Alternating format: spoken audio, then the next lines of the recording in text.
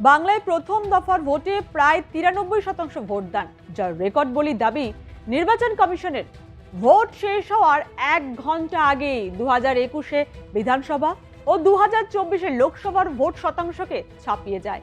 বাংলায় প্রথম দফায় এত হারে ভোট দেখে উচ্ছ্বসিত বিজেপি। এমন ভান করছেন বিজেপির ছোট থেকে বড় নেতারা, যেন বাংলা জয়ের ঘোষণা শুধু সময়ের অপেক্ষা। অমিত শাহ থেকে মোদি প্রথম দফার দিন বাংলা ছেড়ে নড়লেন না তারা। রাত্রি যাপন থেকে নৌকা বিহার, প্রাতঃভ্রমণ, কোনো কিছুই বাদ দিলেন না নরেন্দ্র মোদি, যা ঝালমুড়ি থেকে যেন কয়েক গুণ বেশি ভাইরাল হলো। অমিত শাহ তো নিউ টাউনে দলীয় কার্যালয় থেকে হুঙ্কার দিলেন, 92% ওপর ভোট নাকি প্রমাণ করছে তৃণমূলের শাসন যেতে বসেছে। এখানেই শেষ নয়, তিনি ঘোষণার ছলে বলেই ফেললেন, বিজেপি জিতলে মুখ্যমন্ত্রী হবেন বাংলা মাধ্যমে পড়া কোনো লোক। তাহলে কি বাংলায় ফের পরিবর্তন? কিসের ভিত্তিতে বলুন তো বিজেপি এতটা আত্মবিশ্বাসী? मित्रों, एक बंगाल की मुख्यमंत्री जी अफवाह फैला रही हैं कि बंगाल में अगर भाजपा का शासन आया तो बाहरी लोग शासन करेंगे। मैं दीदी को बताना चाहता हूं, दीदी बंगाल का अगला मुख्यमंत्री बंगाल में ही जन्म लेने वाला, बंगाली मीडियम में पढ़ा लिखा और बंगाली बोलने वाला होगा। इतना ही है कि आपका भतीजा नहीं होगा, वो भारतीय जनता पार्टी का कार्यकर्ता होगा। বাংলায় প্রথম দফার ভোট আর সেদিনই এ রাজ্যে চলে আসেন নরেন্দ্র মোদি থেকে অমিত শাহ। ভোট পর্যবেক্ষণ থেকে জনসভা, র্যালি করে বাংলায় ভোটের হাওয়া জমিয়ে দেন। 2021-এ পাত পেরে বাংলার মাটির দাওয়ায় বসে খাওয়া ছিল বিজেপির প্রচারের বড় চমক। কিন্তু এবার যেন সব কিছু কি ছাপিয়ে গেলেন নরেন্দ্র মোদি। মমতা বন্দ্যোপাধ্যায়ের জনপ্রিয়তাকে আঁচ করি ময়দানে অবতীর্ণ তিনি। মমতা বন্দ্যোপাধ্যায় এমনিতেই সাদা শাড়ি ও হাওয়াই চটি পরে বাংলার জনপ্রিয় নেত্রী তথা বাংলার দিদি।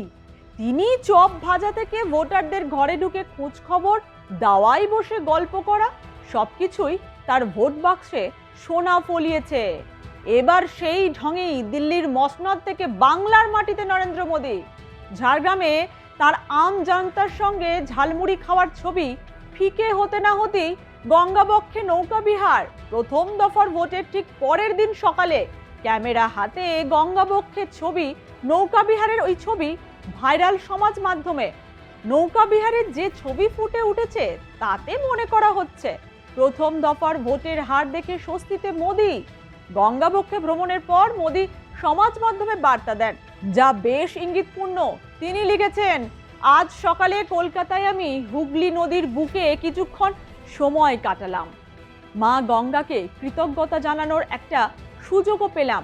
একই সঙ্গে মোদি জানিয়েছেন, এই সফরে নৌকায় সওয়ারি এবং প্রাতঃভ্রমণকারীদের সঙ্গে দেখা করার সুযোগ হয়েছে। সবশেষে মোদি লিখেছেন, আমরা উন্নত পশ্চিমবঙ্গ এবং বাঙালির উন্নতির জন্য যে প্রতিজ্ঞাবদ্ধ সে কথা হুগলির ওপর আরও একবার উল্লেখ করছি। গঙ্গাবক্ষে জড়ো হওয়ার সাধারণ মানুষের সঙ্গে মিশে গেলেন খুব সাধারণভাবে। কারো হাত জড়িয়ে ধরলেন, ড্যাব ড্যাব করে তাকিয়ে থাকা বাচ্চাকে আবার আদর করতেও দেখা গেল নরেন্দ্র মোদিকে। অনেকেই বলছেন নরেন্দ্র মোদি বুঝে গেছেন বাংলার মানুষের আবেগ, তাই এবার তিনি একেবারে ময়দানে। বৃহস্পতিবার যখন লাইনে দাঁড়িয়ে ভোটাররা ভোট দিতে ব্যস্ত, তখন দক্ষিণবঙ্গে প্রচারে ব্যস্ত ছিলেন মোদি।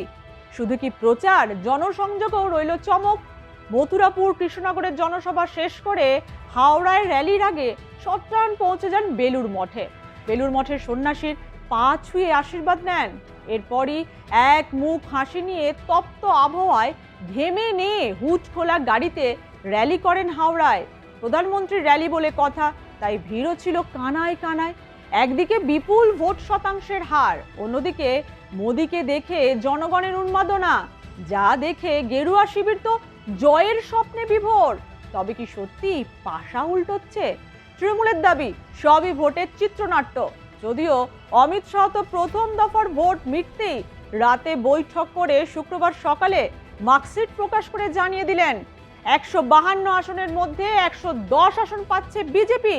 चुनाव बड़ा है, मतदान बड़ा है, वो भारतीय जनता पार्टी की सरकार बनाने का, परिवर्तन का मतदान।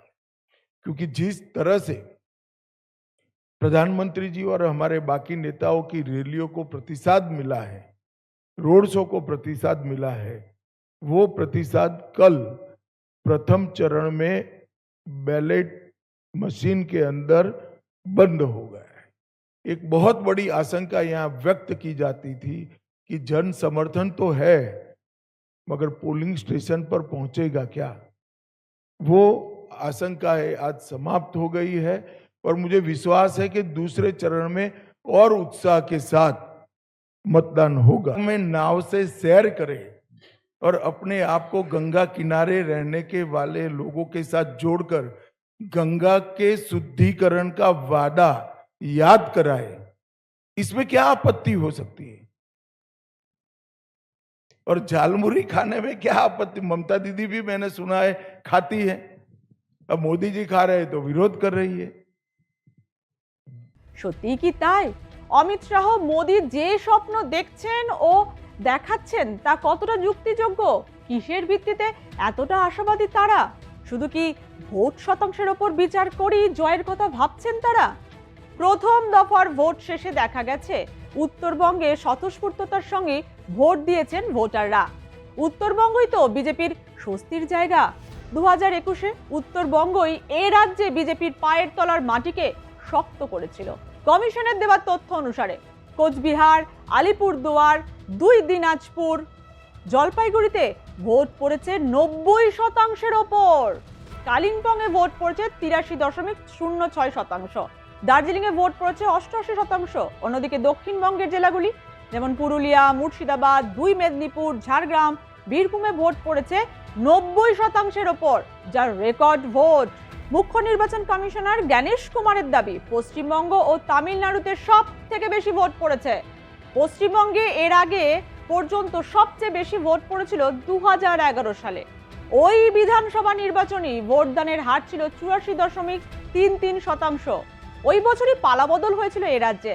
34 বছরের বাম শাসনের অবসান ঘটিয়ে বাংলার মসনদে বসেন মুখ্যমন্ত্রী মমতা বন্দ্যোপাধ্যায়।